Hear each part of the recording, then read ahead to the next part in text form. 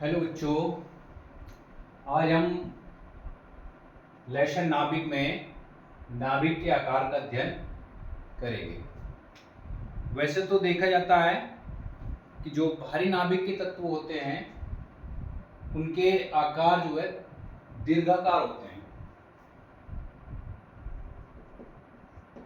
भारी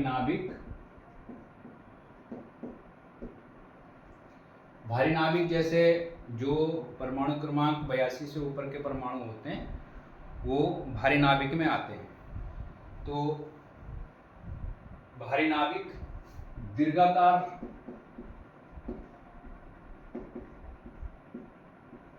होते हैं, लेकिन दीर्घाकार होते तो हैं, लेकिन इनका जो ये दीर्घाकार होने का जो विरूपण है वो बहुत ही सूक्ष्म होता है। इनका विरूपण क्या है? विरूपण बहुत ही सूक्ष्म होता है, जिस कारण इनको क्या माना जाता है? इनको हम एक गोले के आकार का ही मान लेते हैं। नाभिक को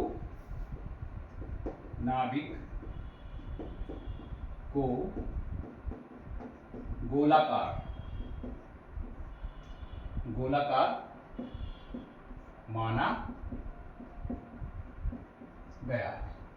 ठीक है, जैसे ये इस तरह से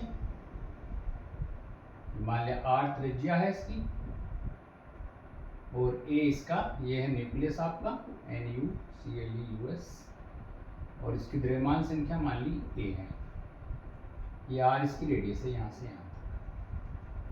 ठीक है, अब इसमें हम देखते हैं नाभिक की त्रिज्या।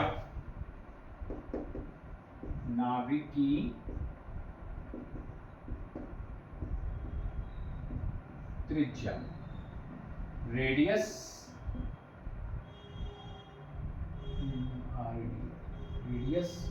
ऑफ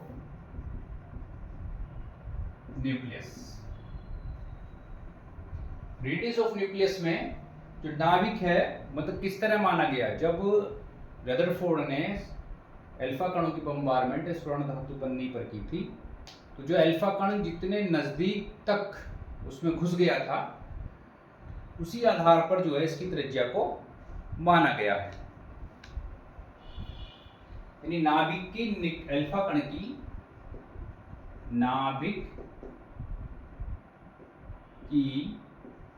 अल्फा कण की निकटतम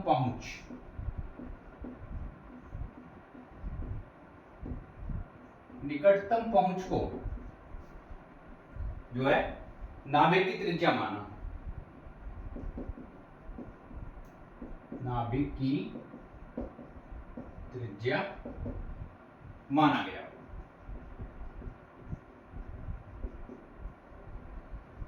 लेकिन इसके द्वारा हमको उसकी जो है ना एक्यूरेट वैल्यू नहीं पता चलती, यथार्थ मान उसका ज्ञात नहीं होता हमें। त्रिज्या का यथार्थ मान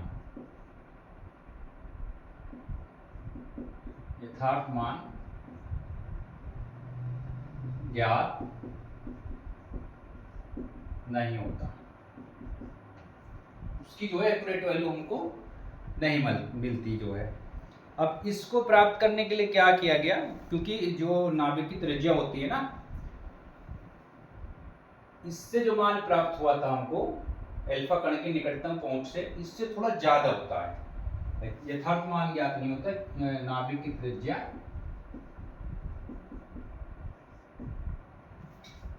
थोड़ा अधिक होती है। अब इस समस्या को हल करने के लिए उन्होंने क्या माना कि जो नाभिक का आयतन है, एक्सपेरिमेंट किए गए नाभिक का आयतन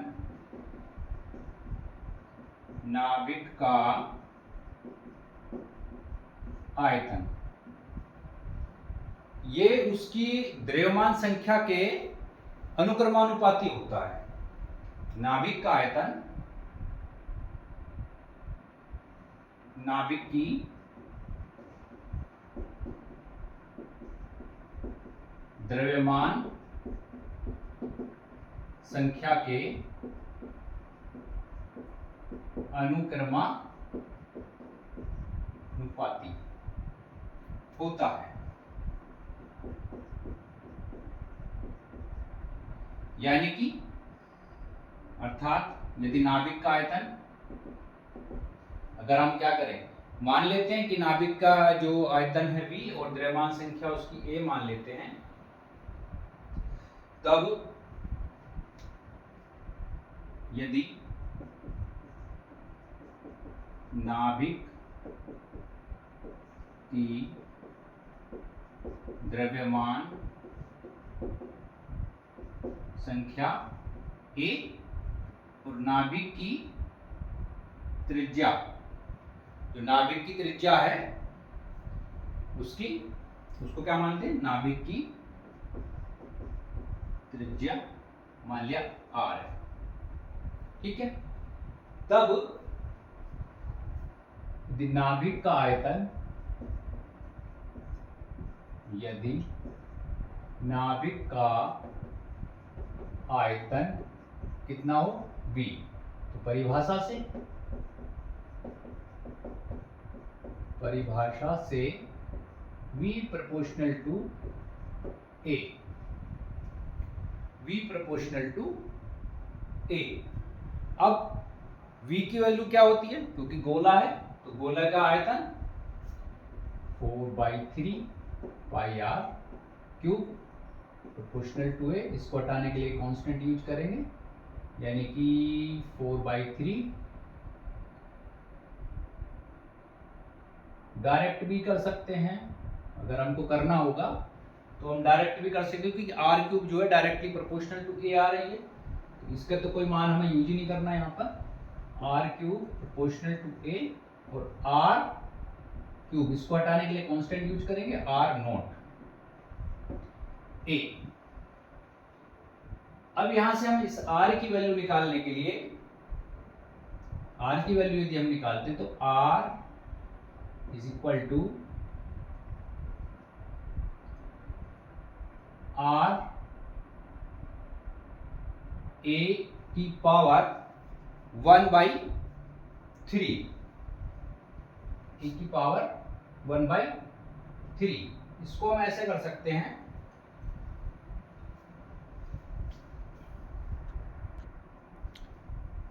इसको हम इस प्रकार से ले सकते हैं कि r की वैल्यू अगर हम यहां से देखते हैं, r प्रोपोर्शनल टू a की 1/3, तो इसको हटाने के लिए कांस्टेंट यूज करेंगे, r equal to r naught a की 1/3। ये आपकी आ गई नाभिक की त्रिज्या, ठीक है।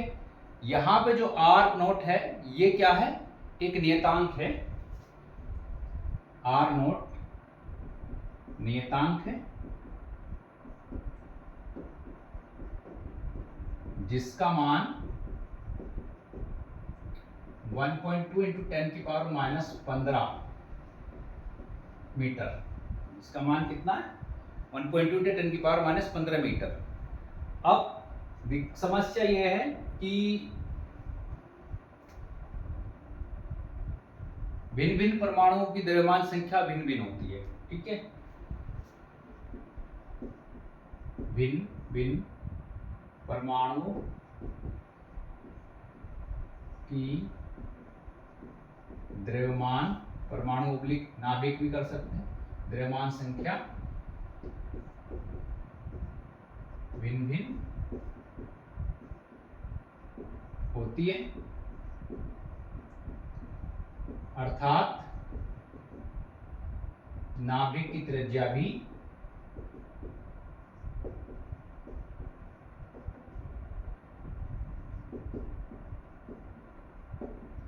भिन्न भिन्न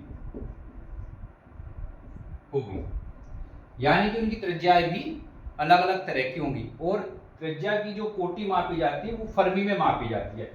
एक फर्मी जो है, एक फर्मी FERMI फर्मी 10⁻⁻15 मीटर की कोटि का होता है, 10⁻⁻15 मीटर की कोटि। और इसको FM भी बोलते हैं, 1 FM 1 इक्वल टू 10⁻⁻15 मीटर। इस प्रकार भी हम इसको लिख सकते हैं।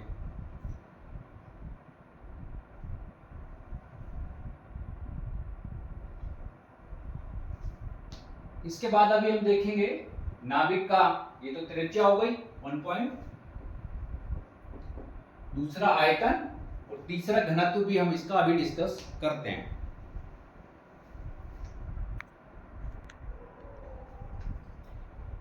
अब हम देखते हैं नाभिक का आयतन। तो क्योंकि आकृति गोल है नाभिक की, तो V equal to 4/3 pi r cube. अब आर क्यूब की जगह हम जो वैल्यू रखेंगे अपनी 4/3 पाई, ये वैल्यू निकालेंगे कहां से, जो अभी हमने आर की वैल्यू उधर निकाली है। आर की वैल्यू क्या निकाली है, आर नॉट ए की पावर 1/3, आर नॉट ए की पावर 1/3 की होल क्यूब, ठीक है ना, क्योंकि r equal to r naught a की पावर 1/3। यहां से अंदर ले जाएंगे तो v equal to 4/3 pi r cube A. इस इक्वेशन से हमको पता चलता है कि v is proportional to a, यानी कि आयतन जो है नाभिक का आयतन वो उसकी द्रव्यमान संख्या के डायरेक्टली प्रोपोर्शनल है। इसके बाद हम देखते हैं नाभिक का घनत्व। तीसरा है नाभिक का घनत्व, न्यूक्लियस डेंसिटी।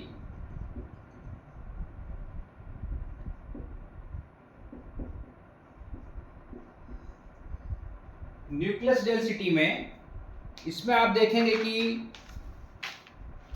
जो नाभिक का द्रव्यमान नाभिक के आयतन के अनुपात, मतलब जो नाभिक का द्रव्यमान होता है, नाभिक का द्रव्यमान, नाभिक का द्रव्यमान व नाभिक के आयतन के अनुपात को नाभिक का घनत्व कहते हैं। अगर हम नाभिक का द्रव्यमान और नाभिक का आयतन ले लें और उसके अनुपात को देखते हैं तो ये हमारा कहलाता है नाभिक का घनत्व। अब इसके लिए हमको क्या करना होगा कि नाभिक का जो घनत्व है वो उसके आकार पर डिपेंड नहीं करता, ठीक है। और ये क्या है कि जो स्टेबल नाभिक होते हैं उनकी उनको जो है बूंदों के जैसे व्यवहार करता है, जैसे स्मॉल बूंद वो होती हैं ड्रॉप्स, उसके जैसे व्यवहार करता है। तो अब यहाँ पे हम देखते हैं कि यदि हम एक न्यूक्लियन, उसमें नाभिक के अंदर क्या होते हैं न्यूक्लियस, यदि न्यूक्लियन का औसत द्रव्यमान, न्यूक्लियन का औसत द्रव्यमान m और उसके अंदर जो है न्यूक्लियनों की द्रव्यमान, इसकी मतलब न्यूक्लियनों की संख्या a, द्रव्यमान संख्या a, और यही संख्या होगी किसकी, न्यूक्लियनों की, न्यूक्लियनों की संख्या भी यही होगी। तो इनका कुल द्रव्यमान कितना जाएगा, नाभिक का द्रव्यमान, नाभिक का द्रव्यमान m इक्वल टू ma, ये नाभिक का कुल द्रव्यमान होगा। अब हम देखते हैं r त्रिज्या वाले नाभिक का आयतन। r त्रिज्या वाले नाभिक का आयतन जो कि होगा v equal to 4/3 pi r cube. अब यहां पे वैल्यूज हम बदल लेंगे जैसे यहां पे बदली हुई है, v equal to 4/3 pi r note cube A. अब जो नाभिक के घनत्व का जो फॉर्मूला है, नाभिक का घनत्व, ये आप ऑलरेडी पहले पढ़ चुके हैं, rho equal to M upon V. यहां हम वैल्यू रखते हैं M A upon 4/3 pi r note cube A से ए कैंसिल, तो रो इक्वल टू 3m, ये m जाएगा, ये आएगा ऊपर, 3m upon 4 pi r note cube, ये आपको आ गया नाभिक का घनत्व। अब इसमें हम देखते हैं यदि नाभिक का औसत द्रव्यमान जो है, न्यूक्लियन प्रति न्यूक्लियन का औसत द्रव्यमान प्रति न्यूक्लियन औसत द्रव्यमान, यानी m इक्वल टू 1.6 इंटू 10 की पावर 27, 1.6 इंटू 10 की पावर -27 kg। और आर नोट की वैल्यू अभी हमने पीछे पढ़ी है, R naught equal to 1.2 into 10 की पावर -15 मीटर। तो जब हम ये वैल्यू को यहाँ रखते हैं, इस इक्वेशन में रखते हैं, rho equal to 3 into 1.6 into 10 की पावर -27 ऑब्लिक 1.2 इंटू 10 की पावर -15, ये केजी में है और ये मीटर, की क्यूब इंटू 4 इंटू 3.14 4 पाई। इसको सोल्व करेंगे तो जब हल कर देंगे तो इसका आंसर आता है 2.3 इंटू 10 की पावर 2.3 इंटू 10 की पावर 17 kg पर मीटर क्यूब।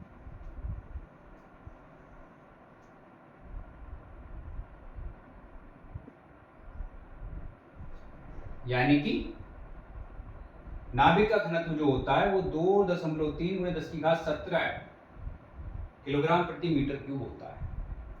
हम देखते हैं जल का घनत्व 1 इंटू 10 की पावर 3 kg पर मीटर क्यूब है। अगर हम यहाँ देखते हैं इससे कंपेयर करते हैं तो लगभग नाभिक 10⁻13 से 10⁻14 गुना तक भारी, इतने गुना तक भारी होता है, ठीक है, इतने गुना तक भारी होगा। इसीलिए अर्थात जो नाभिक होते हैं वो इसीलिए इतने ज्यादा एकदम सघन रूप में मिलते हैं। नाभिक अर्थात नाभिक सघन रूप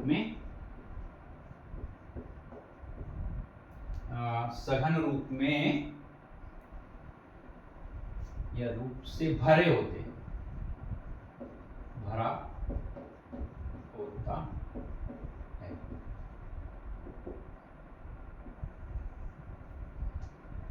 ये था हमारा नाभिक का आकार के अंदर 3 टॉपिक हमने पढ़े, नाभिक की त्रिज्या, नाभिक का आयतन और नाभिक का घनत्व। इसमें आपको बोर्ड परीक्षा के लिए, यूपी बोर्ड परीक्षा में सवाल पूछा जाता है और बहुत ही इजी क्वेश्चन आता है, ऐसा ही नहीं कोई कठिन आता हो। आप इस फॉर्मूले पे भी मिल सकता है, इस पे भी मिल सकता है आपको घनत्व निकालने के लिए, और आसानी से आप उसको हल कर सकते हैं।